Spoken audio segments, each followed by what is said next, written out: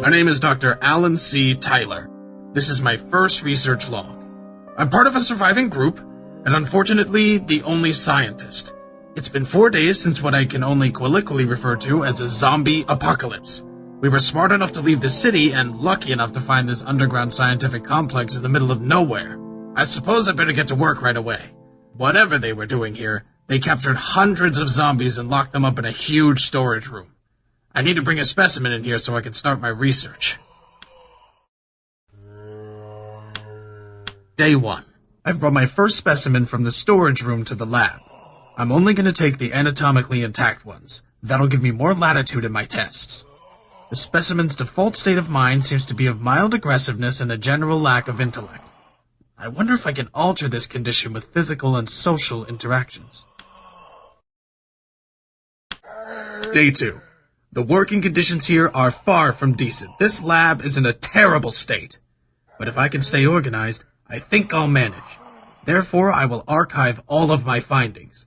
That will allow me to consult them easily whenever I need to. Day 3. In order to fully understand these creatures, I will have to explore the full spectrum of their emotional responses. I believe that their mental state is key to finding a solution. I don't believe in a cure. Controlling them is what I'm after. I must also be careful with my own mental state. One of the others asked me if I ever sleep. It made me realize I haven't slept much since we got here. There's just too much work to do. Day 4. The rest of the group are mostly military men led by Captain Wood. I'm grateful to him for keeping me alive this far, but he clearly does not understand what I'm doing here. My research is going slow without his support. I'll need to improve my methodologies and get better at altering the specimen's state of mind to achieve quicker results. Day 5. This complex was crawling with zombies when we found it. The labs have been ransacked, the equipment destroyed, and the documents burned. Captain Wood's clearing the place with machine guns and grenades didn't exactly help much either. I need to find some information on what they were doing here. Clearly, since they were storing zombies, they were studying them as well. There must be remaining pieces of research data that have not been completely lost. For future reference, I will call the previous team Alpha Team. Day 6. I've got a pretty limited set of items to experiment with. I talked to Captain Wood, and he reluctantly agreed to have his men keep an eye out for certain items when they're going out for patrols and... Hey, Tyler! Yes, Private Quinn? What you're doing is bullshit, man. Wood's orders are bullshit. This whole mess is bullshit. Why are we risking our lives getting something for you anyway? We need to understand these creatures. Variety is important in any psychological profiling Hey, like I said, man, it's bullshit. Don't screw with us, Tyler. That was Private Quinn. I can't expect him to understand my goals. I do understand his, though. Intimidation is a common reaction to cope with fear. Day 7. Private Nagato was able to fix and modify a small radio to listen in on some military frequencies. The reception is weak, but it's better than nothing. All major cities in our reach are in a full-out war against the zombies. By my count, if my uninformed calculations are correct, they simply don't have enough bullets to kill them all.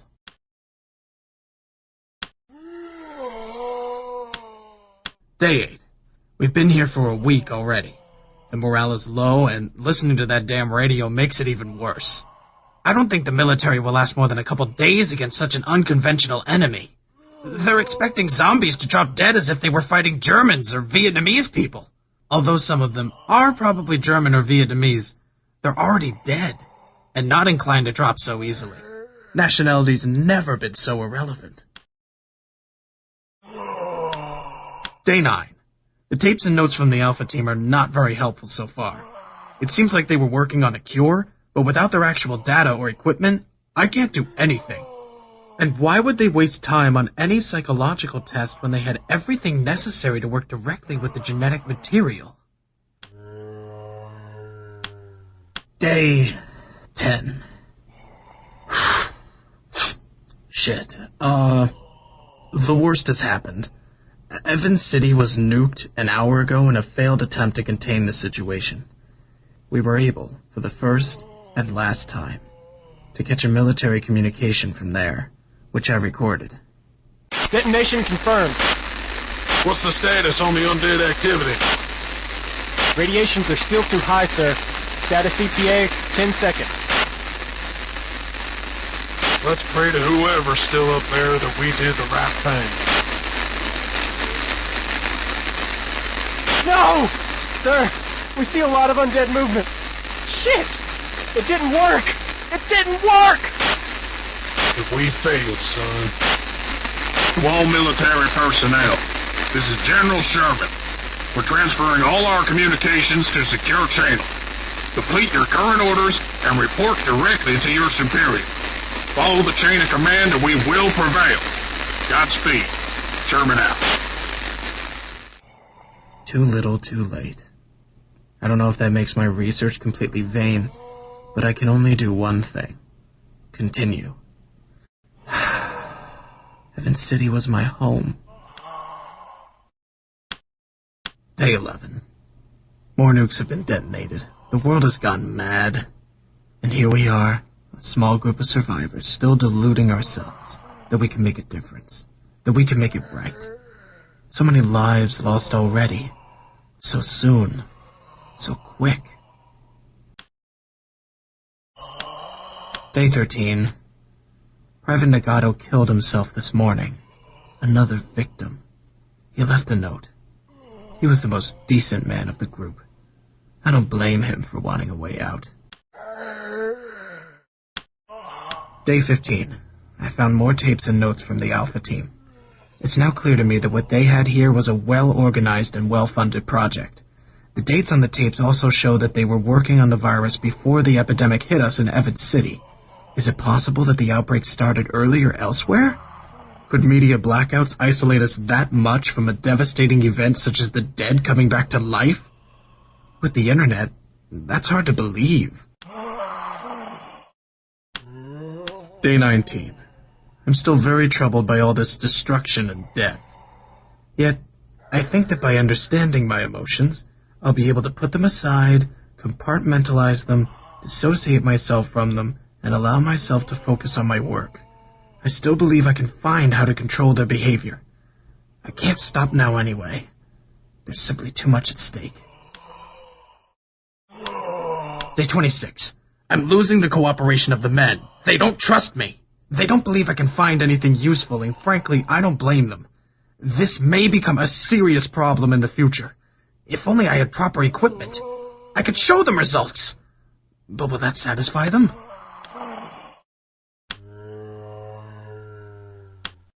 Day 34.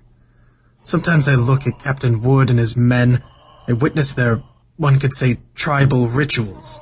Their primitive chest-pounding-like behavior. Screaming, fighting, drinking, barfing. Their chain of command reminiscent of wolf packs. And I do wonder, who's more human? My specimens are simple, without ego or pride. Why can't we be? Day 45. I'm still finding tapes and notes from the Alpha team. Were they actually working on a virus prototype? They mentioned Project Flatline. Did they start the outbreak? I'm not sure I should tell Wood about this. His distrust in my scientific endeavor could easily turn into a violent confrontation if he misconstrues this new information. Day 53. Unbelievable. Some dumb private thought it'd be a smart idea to do weapon training on the specimens in the storage room. But the idiot went in the storage room, got bitten, let a dozen zombies out. Thank God others were passing by and were able to shoot them down and close the gates. Jesus, that stupidity will get us all killed. Of course they had to kill the private. Somehow I feel like this will turn against me. Day 62. I had a serious argument with Private Quinn today. He beat me up. When someone can't use his rational mind to be right, I guess he must rely on brute strength. I talked to Captain Wood about it, and he just told me to suck it up and stick to my goddamn research. He's giving me a week to show him results, or he's shutting me down. They don't care anymore. Reduced to scared animals, I struggle to find a meaning in all of this, and find none. Day 64. I got a death threat today, a note in my lab. Although the note is anonymous, I do wonder if Private Quinn has the intellect to realize how unsubtle he is. Did Captain Wood talk to him? Maybe Wood still cares after all. That seems unlikely. Day 82. The new Alpha Team material I found only confirms my fears. How could they be so stupid? They did start this outbreak, and now I really can't show this to Wood. He's gonna flip. He's gonna shut me down. Damn. How could they do that? Day 91. Captain Wood wants to leave this place. He's insane. It's clear by now that every major city is crawling with those things. We've got all we need to survive here, and I need to continue my research. Leaving is not an option. It's suicide! Day 112. Wood was a fool. After finding what I believe are the last Alpha tapes, I can only conclude that this weaponized virus was designed by the military for biological warfare. Something like that. Day 121, I think. No, 123. My research has gone completely stale. I'm wasting my time here. I may find some occasional new reactions, but what result can I derive from this? None. Day, I don't know. Same old research. I'm going crazy all by myself. I wonder what my dumb brother's up to. If he's still alive, that is. Which he probably isn't. Shit. Hope he wasn't in Evans City. I don't see any point in these research logs anymore. I'm just rambling. I'll continue playing with my little friends here, and get the hell out of here as soon as I get a chance. This was Dr. Allen Creasman Taylor. End of research logs.